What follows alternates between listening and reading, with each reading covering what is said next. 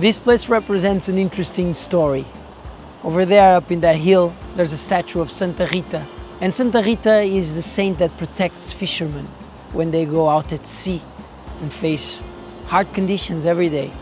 And right behind me, there's a temporary settlement of past fishermen.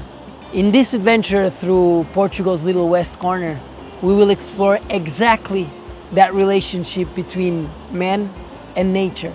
But not a relationship in which man defies nature, but one in which humans are allies to nature. And I hope Santa Rita is watching me not only in the ocean, but also in the skies. Because up ahead, we'll literally soar above the waves. But let's start by diving deep, metaphorically I mean, into our minds and into what this region has to offer. Ou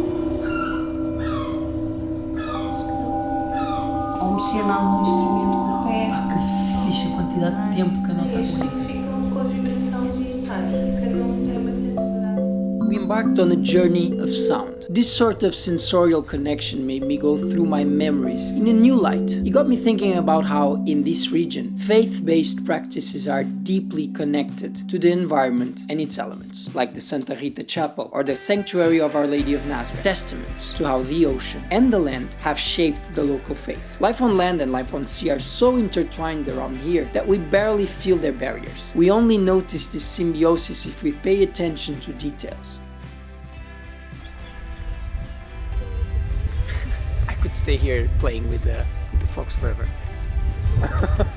But if we roam around with open eyes, it's almost as if we can hear the conversation between man, water, and land.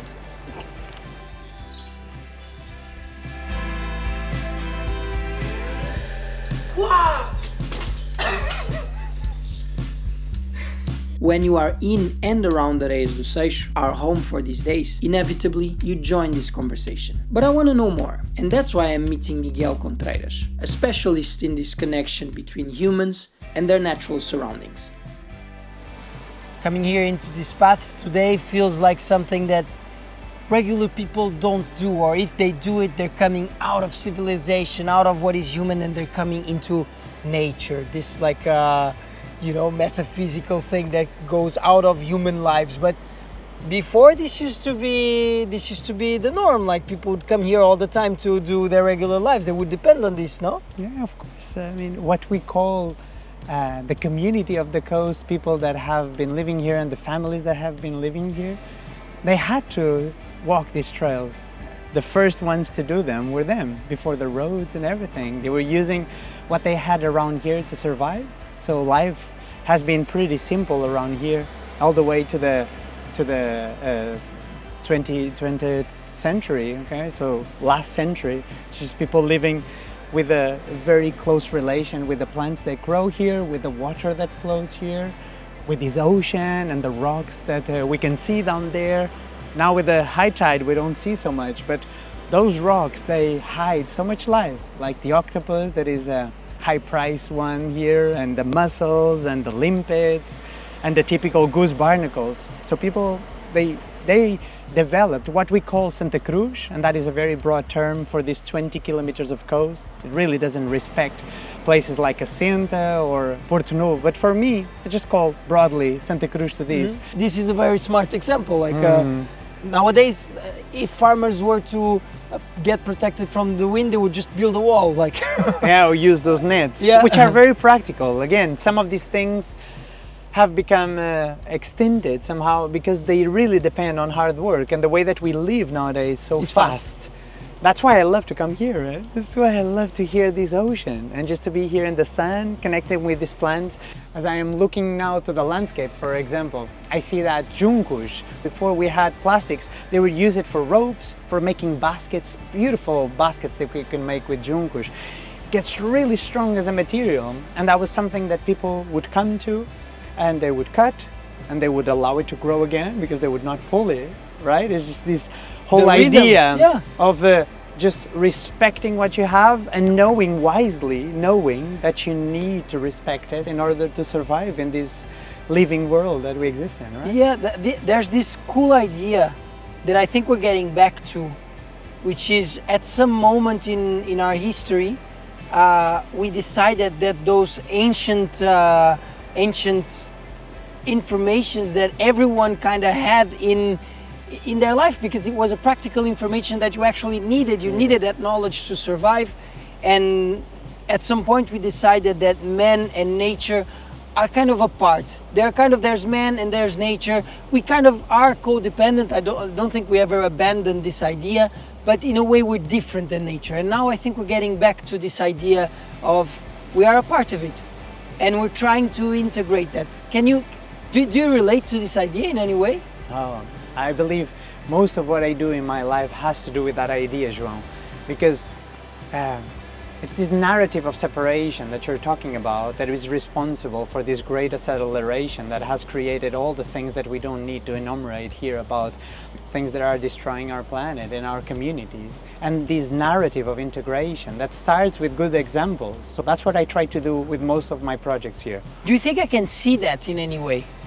Well, I think that if you look to this landscape, maybe if you just have a good overview of the landscape, if you see the dunes, if you see these high cliffs that were made for millions of years, if you see the waves and the rocks, probably you would have maybe just a little bit of a closer look into what we are part of. That would be amazing. I think I have an idea then. What is that?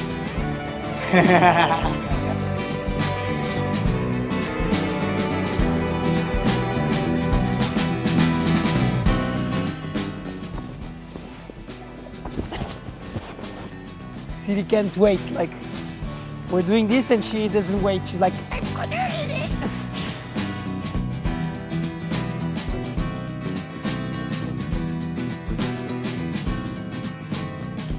I wanna do it as well.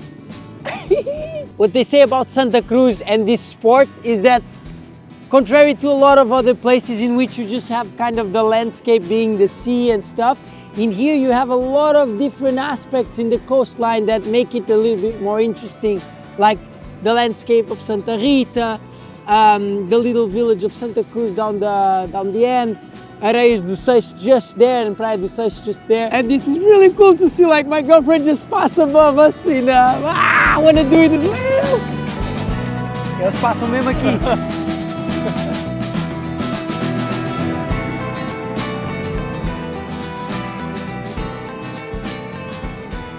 The more we got to know this region, the more we understand how everything is connected and how humans and nature have been shaping each other over time. Looking down at the coastline, we see how fishing has always been a central activity, both economically and as a family and community tradition.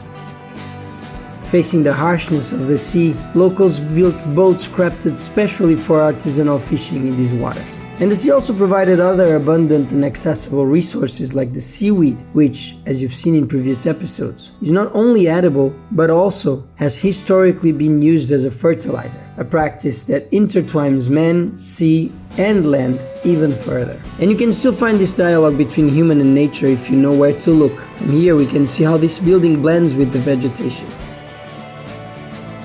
Areias do Seixo, our home for these days, is designed to follow the terrain rather than fight it, with a roof covered in native plants that need almost no resources to thrive.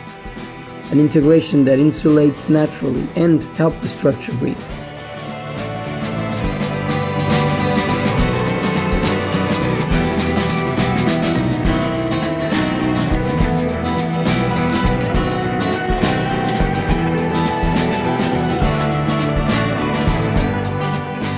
And this idea of man-made constructions which are tuned to nature also follows the same cyclical logic of transformation and repurposing that you would find in wilderness. Water from rain is stored and used in the fields and gardens. The heat that warms our rooms comes from deep down the earth through a geothermal system. There is no AC. Old or broken materials that would be considered obsolete to the trained eye are now reused in creative ways. The idea is that nothing goes to waste. Everything everything returns. This is something that humans may have forgotten over time, but sometimes all it takes is to see the whole picture to remember that you are also part of it.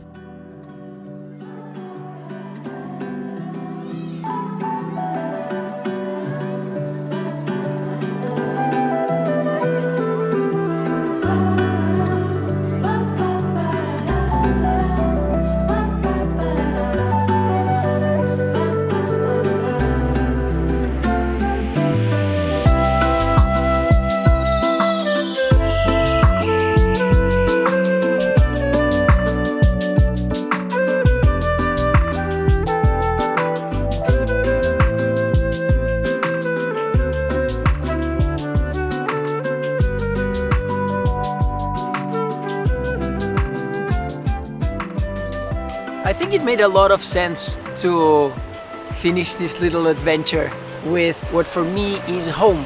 Because when I'm in the water, surfing or in this case foiling, I always have this idea of not knowing when the next set, when the next wave is gonna come. How big, how powerful will it be? But I always know that I have a choice. When it comes, I can either fight it, run away from it, or I can ride it. And this metaphor accompanied me throughout this adventure in Portugal's little west corner, because in here I learned about so many examples of people riding nature's wave. Because as a society we might have forgotten that nature will always come to us in a powerful way, one way or another. And this exploration of mine led me to understand that indeed you can ride that wave if you choose well. You can ride that wave when you enjoy nature's resources, not only to have fun, but also to feed you, maybe to give you comfort, be it in warming the water that you shower with, maintaining the temperature that lets you sleep well, or even warming your feet using the heat that comes from the ground beneath us. That's all really amazing when you are an accomplice to nature, when you don't have to extract that much out of what nature naturally gives you, and when you do, when you reuse the things that nature already provided, you are riding that wave that nature is always providing to us when we open our eyes, we look around, and we choose well. It was a really nice wave to ride.